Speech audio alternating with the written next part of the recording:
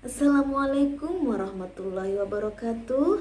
Alhamdulillah, segala puji syukur bagi Allah, serta salawat dan salam untuk baginda tercinta Nabi Muhammad SAW. Semoga kita semua mendapatkan syafaat beliau kelak, amin. Ucapan terima kasih kepada tim HRD yang telah memberikan kesempatan untuk mereview salah satu buku yang sudah saya baca. Sebelumnya izinkan saya memperkenalkan diri. Nama saya Rogia, saat ini diamanahi mendampingi siswa kelompok bermain B1 Jeruk PAUD Islam Terpadu Ukhuwah.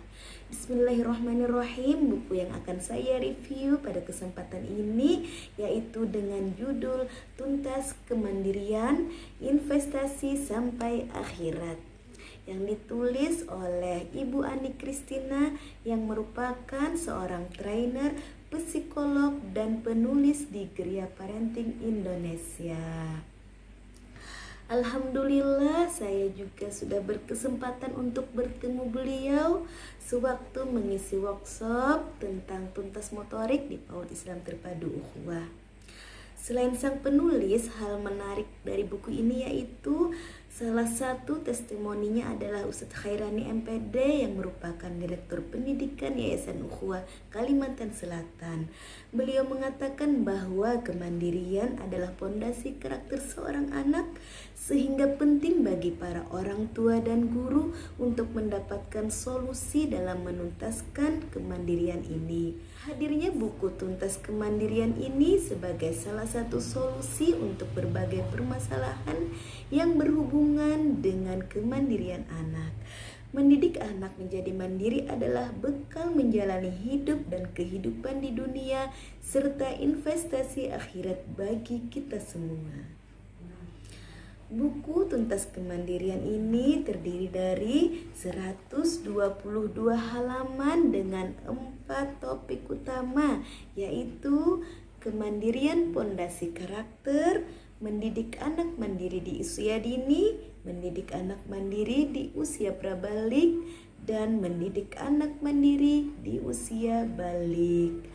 Baiklah, kita mulai mereview dari topik pertama, yaitu kemandirian pondasi karakter.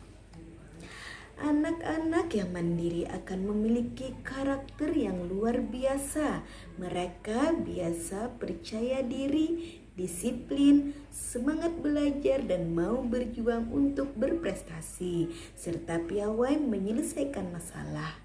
Anak-anak yang tidak biasa mandiri akan memiliki karakter rendah diri, tidak teratur hidupnya, malas beraktivitas, dan kebingungan setiap ada masalah hidup. Anak mengalami masalah bullying karena belum mandiri. Marsha selalu saja menangis ketika jam istirahat. Di sekolah, hampir setiap hari selalu ada kejadian dijahili teman. Misalnya, sepatunya yang disembunyikan, kerudungnya ditarik, bajunya disiram air, dan selalu mendapat olokan, "Anak mama, anak mama, anak mama." Mengapa demikian? Mengapa anak mudah dibully? Nah, anak-anak yang suka dibully biasanya anak-anak yang tidak tangguh, tidak mandiri, dan manja, sehingga setiap kali mendapatkan intimidasi tidak ada upaya untuk melawan. Solusi terhadap hal ini dan misi utama bagi orang tua yaitu membuat anak-anak menjadi tangguh. Kita sebagai orang tua tentunya perlu menyadari bahwa anak-anak yang tidak mandiri karena semasa kecil dilayani setiap kebutuhannya, maka anak ini akan menjadi kurang merasakan kesulitan, banyak merasakan kemudahan sehingga tidak pernah mahir melakukan sesuatu. Kita sebagai orang tua atau guru bisa melatih kemandirian anak sejak kecil dengan memberi kesempatan kepada anak untuk membereskan barang-barangnya sendiri seperti mainan, tas, sepatu, buku, makan dan merapikan piring sendiri, membiasakan anak bangun pagi, mandi, dan memakai baju sendiri, serta hal-hal ringan lainnya yang akan membantu anak-anak terampil dan mandiri untuk melakukan hal yang lebih rumit lagi. Anak-anak akan mempunyai kemampuan memecahkan masalahnya sendiri ketika diajarkan kemandirian dengan baik, sehingga akan menjadi karakter mereka hingga dewasa, bahkan ketika menjadi orang tua nanti. Mendidik anak mandiri di usia dini. Setiap anak yang lahir mempunyai fitrah kemandirian. Kita perlu memiliki kesadaran penuh bahwa mereka butuh berlatih mandiri sesuai tahapan usianya. Nah, seringkali kita sebagai orang tua tidak sadar bahwa kasih sayang dan keinginan instan kita ternyata menghambat mereka untuk menjadi individu mandiri sejak dini. Setiap bayi yang lahir tentunya mereka dibekali rasa ingin tahu dan penasaran bagaimana sih dunia ini. Setiap bayi yang lahir juga telah diberikan kemampuan untuk belajar dan terus belajar, seperti belajar duduk, merangkak, berdiri, dan berjalan. Namun tidak jarang kita jumpai orang tua yang terburu-buru menginginkan dan mengajarkan dengan berbagai cara agar si anak bisa cepat duduk, cepat merangkak, cepat berdiri, dan cepat jalan. Padahal yang kita lakukan ini adalah kekeliruan yang sangat besar. Yang kita lakukan bisa menyabotase tonggak kemandirian anak. Nah, baiknya sebagai orang tua yang bijak kita berikan kesempatan sebesar-besarnya di atas lantai untuk anak melatih cara merangkak, berdiri, berjalan dengan kemampuan mereka masing-masing. Selain dengan memberikan kesempatan tadi, proses pemberian ASI kepada bayi ternyata menjadi salah satu tahapan awal untuk melatih bayi mandiri. Mengapa? Karena saat bayi ingin meminum ASI dari sang ibu, maka si bayi ini akan berusaha menyedot dengan caranya sendiri.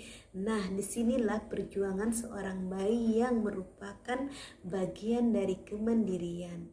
Begitu juga saat kita memberikan empasi atau makanan pendamping ASI kepada bayi.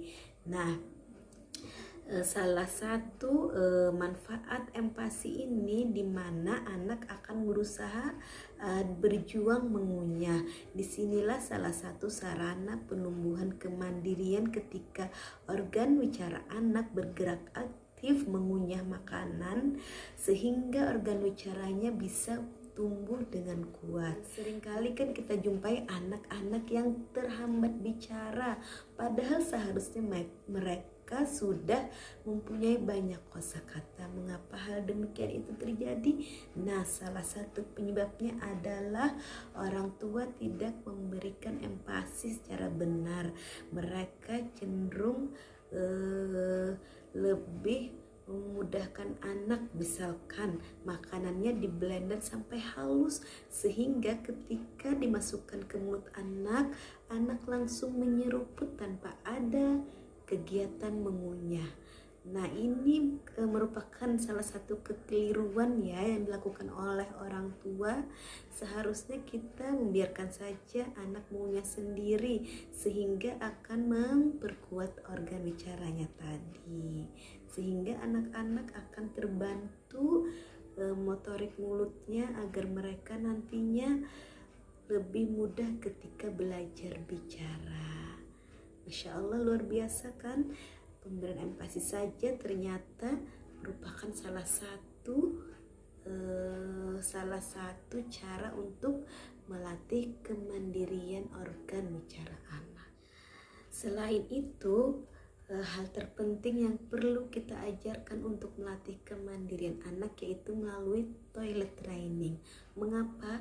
Karena Dengan latihan toilet training ini, jika kita mengajarkan dengan baik, maka di sini kita membantu anak untuk menuntaskan emosi. Sebagaimana kasus di buku ini yang ditangani oleh penulis, ada dijumpai seorang anak yang berusia 10 tahun, ternyata dia tidak mandiri, dan dia ternyata dulunya dia belum tuntas diajarkan toiletnya. Dia masih sering mengompol di kelas karena responnya untuk menahan belum begitu baik. Nah, ternyata di sini respon menahan ini akan berpengaruh nantinya kepada emosi anak, di mana anak yang sudah bisa menahan rasa pipisnya, dia juga akan mudah untuk menahan emosinya. Sebaliknya, anak yang belum tuntas toilet cenderung menjadi anak yang emosian, seperti tidak sabar ketika ingin sesuatu, ketika dia ingin misalkan mau beli makanan, maka dia akan terus menuntut kepada orang tuanya dan menjadi anak yang tidak sabaran.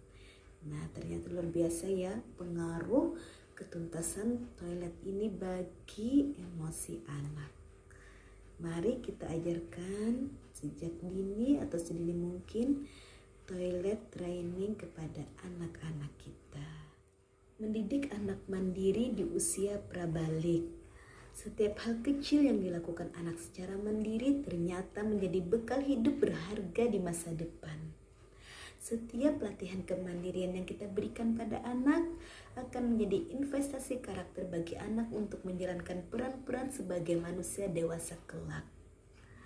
Setiap kesempatan untuk mandiri yang kita rampas pada anak berubah menjadi ketidakmampuan untuk menjalani kesulitan di masa depan. Dalam melatih kemandirian anak di usia prabalik bisa melalui berbagai hal yang mudah, salah satunya melalui manajemen barang seperti manajemen tas, manajemen kamar tidur, dan manajemen benda kesayangan. Selain manajemen barang, kita juga bisa mengajarkan kemandirian di usia prabalik melalui manajemen waktu seperti disiplin dengan jadwal sehari-hari, menyelesaikan tugas hingga tuntas. Dan selain itu, hal terpenting yang perlu kita ajarkan di usia prabalik yaitu manajemen sholat, di mana manajemen sholat ini merupakan tiang kemandirian anak. Menuntaskan kemandirian anak untuk sholat tentunya akan memudahkan kita menegakkan aspek kemandirian yang lebih luas. Mari kita tanamkan kebiasaan sholat sejak dini dan kita latih anak-anak untuk menjaga sholatnya. Niscaya Allah akan menjaga anak-anak kita di dunia dan akhirat. Masya Allah, luar biasa. Ternyata saat kita mengajarkan sholat kepada anak, ternyata kita membantu mereka untuk mandiri, bahkan menjadi tiang dari kemandirian itu sendiri. Dimana jika anak sudah bisa menjaga sholatnya, maka kemandirian yang lainnya akan mengikuti. Masya Allah, luar biasa. Mendidik anak mandiri di usia balik. Setiap anak yang sampai pada usia balik menanggung dosa dan pahalanya. Tuntasan kemandirian membentuk sikap tanggung jawab yang membuatnya menjalani peran balik dengan penuh kesiapan. Ketidaktuntasan kemandirian membuatnya tidak siap mengemban tanggung jawab sebagai mukallaf. Kemandirian bisa mengantarnya ke surga, ketidakmandirian bisa mengantarnya ke neraka. Nauzubillah. Di usia balik, anak-anak bisa diajarkan kemandirian melalui berbagai hal seperti diberikan tanggung jawab untuk menjaga sholat. Hidup terpisah dari orang tua seperti sekolah di pesantren merupakan salah satu latihan kemandirian anak di usia balik. Anak-anak yang jauh dari orang tua, maka mereka akan terlatih mandiri dan mempunyai tanggung jawab atas dirinya sendiri. Kemandirian juga bisa dibangun melalui pembiasaan dan figur orang tua di rumah, di mana orang tua ini tentunya menjadi teladan bagi anak-anaknya. maka kebiasaan-kebiasaan baik yang dilakukan orang tua di rumah akan menjadi karakter anaknya, karena anak selalu berinteraksi dengan orang tua dan biasanya meniru apa yang dilakukan oleh orang tuanya. Ayah-ayah yang selamat di akhirat adalah para ayah yang berjuang dengan sungguh-sungguh mendidik anaknya dengan baik. Ibu-ibu yang selamat di akhirat adalah para ibu yang penuh ketulusan dan pengorbanan dalam mendidik anaknya.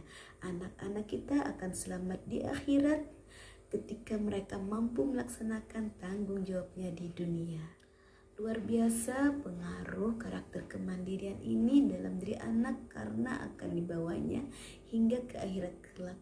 Maka sebagai orang tua yang bijak, marilah kita tanamkan kemandirian dalam diri anak sedini mungkin dengan pembiasaan-pembiasaan tentunya sesuai dengan tahapan usianya. Demikian review singkat tentang buku Tuntas Kemandirian Investasi Sampai Akhirat. Semoga bermanfaat bagi saya tentunya dan bagi orang-orang di sekitar. Wabillahi taufiq wal hidayah. Wassalamualaikum warahmatullahi wabarakatuh.